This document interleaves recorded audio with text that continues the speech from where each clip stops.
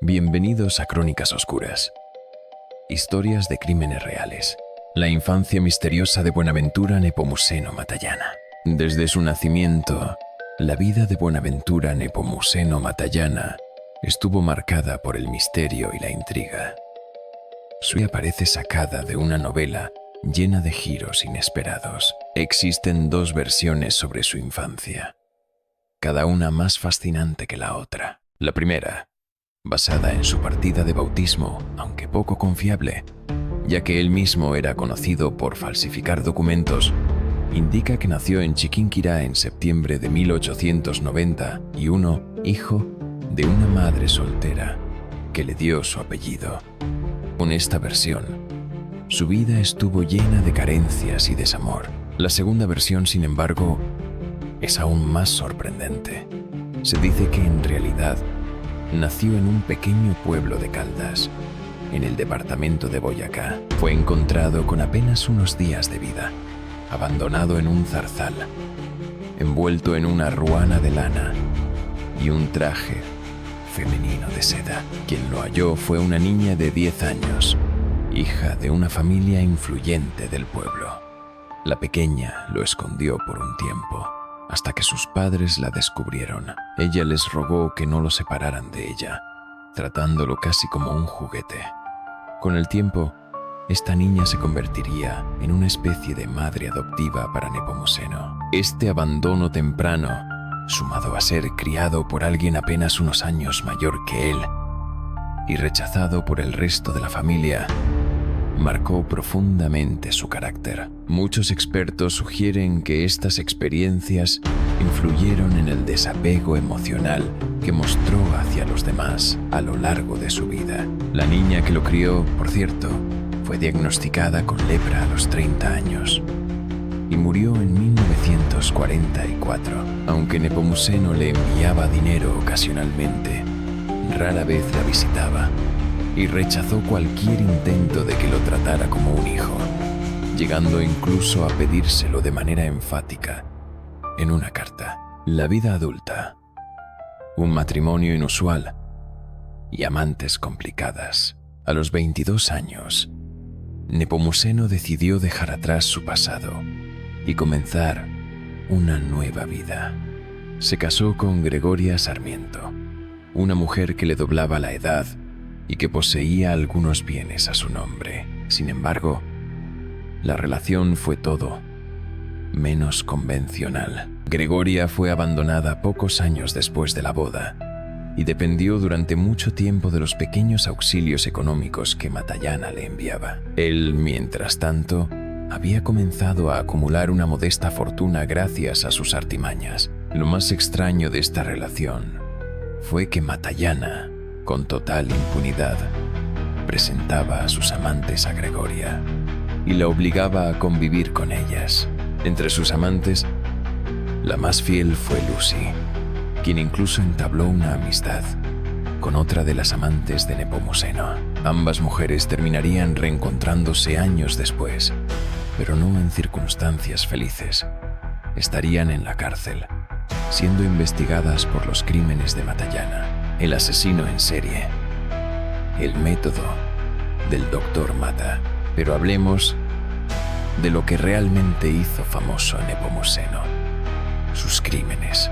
Un asesino en serie, por definición, es alguien que mata a 3 o más personas en un lapso de 30 días o más, con un periodo de enfriamiento entre cada asesinato y cuya motivación es la gratificación psicológica que obtiene al cometerlos. Los crímenes de Matallana eran premeditados y seguían un método específico, ligado a su personalidad y condición psicológica. El método Mata, como se le conoció, se refiere a las técnicas que Matallana usaba para estafar y asesinar a sus víctimas. En la década de 1920, trabajó como secretario de la alcaldía en Caldas, donde adquirió conocimientos de códigos y leyes. Pronto se convirtió en un tinterillo, abogado sin título y gamonal, defendiendo criminales y apropiándose de bienes ajenos. Uno de sus primeros casos involucró a una mujer campesina acusada de la muerte de su esposo. Matallana la convenció de que la ayudaría a evitar problemas judiciales a cambio de la escritura de sus propiedades. Ya en Bogotá, se presentaba como un abogado titulado, egresado de la Universidad Republicana, que irónicamente había cerrado en 1903, cuando él tenía solo 12 años.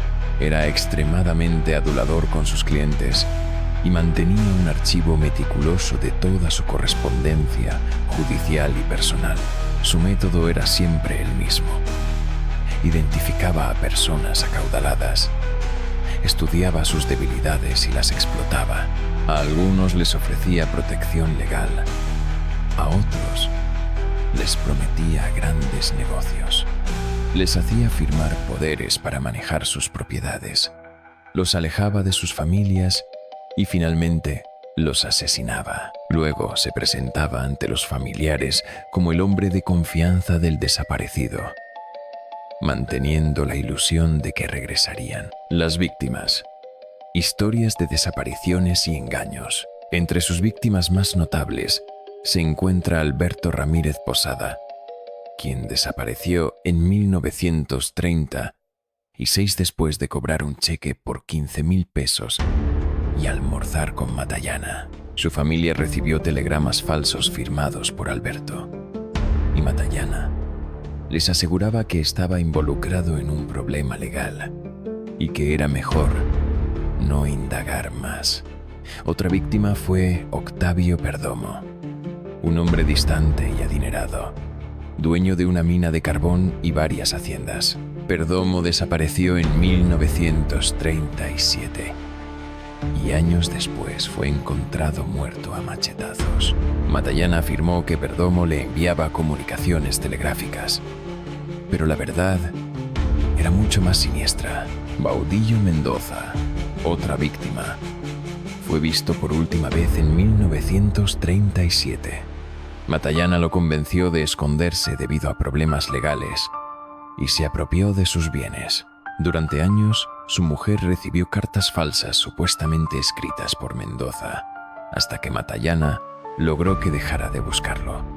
Leonor López, una proxeneta adinerada, también cayó en sus redes. Matallana y su cómplice, José Prías, le embargaron un edificio de apartamentos valorado en 300.000 pesos. Leonor desapareció y su hijo, convencido por Matallana de que su madre se había mudado a París, terminó alistándose en la Segunda Guerra Mundial y nunca regresó.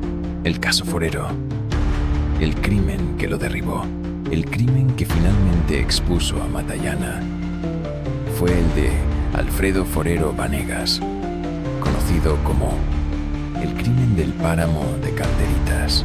Forero, un comerciante, fue convencido por Matallana de visitar unas tierras en venta. El 12 de agosto de 1947, Forero le dijo a su familia que se dirigía a Calderitas para medir la finca. Nunca regresó. Matallana y su cómplice, Hipólito Herrera, lo amenazaron con matarlo si no firmaba varios cheques. Forero intentó defenderse, pero fue reducido y obligado a firmar. Luego, Herrera lo apuñaló por orden de Matallana, quien incluso le cortó un dedo para quedarse con una joya. Mercedes, la mujer de Forero, no se conformó con las excusas de Matallana y comenzó su propia investigación. Descubrió que la universidad en la que Matallana decía haberse graduado había cerrado décadas antes. Convenció a un policía de torturar a Herrera, quien finalmente confesó y reveló el paradero del cuerpo de Forero. Con esta prueba, Matallana fue arrestado. El juicio y el final de un asesino. El juicio de Matallana fue un espectáculo. Se fugó 2 veces, incluso durante el Bogotazo en 1948, cuando sus expedientes fueron quemados. Finalmente, fue condenado a 24 años de prisión, aunque el juicio fue anulado por fallas en el procedimiento. Un segundo juicio comenzó a fines de los años 50, pero Matallana no vivió para ver el resultado. Murió en 1960, a los 69 años, por bronquitis e insuficiencia cardíaca, mientras atendía a su bufete de abogados en la cárcel modelo de Bogotá. La historia de Nepomuceno Matallana es un recordatorio de cómo el mal puede esconderse detrás de una falta de respetabilidad. Aunque su infancia difícil pudo haber influido en su comportamiento, nada justifica la crueldad de sus actos. Lo más sorprendente es que, a pesar de sus crímenes, nunca perdió completamente el respeto de la sociedad bogotana. Quizás porque se negaban a creer que alguien con su apariencia y educación pudiera ser un monstruo. Esta historia nos invita a reflexionar sobre en quién confiamos y por qué, y a recordar que las apariencias pueden ser engañosas. Gracias por acompañarnos en este viaje a través de la vida de uno de los criminales más intrigantes de Colombia. Si te gustó este video, no olvides darle like, suscribirte y activar la campanita para no perderte nuestras próximas historias. Hasta la próxima Crónica Oscura.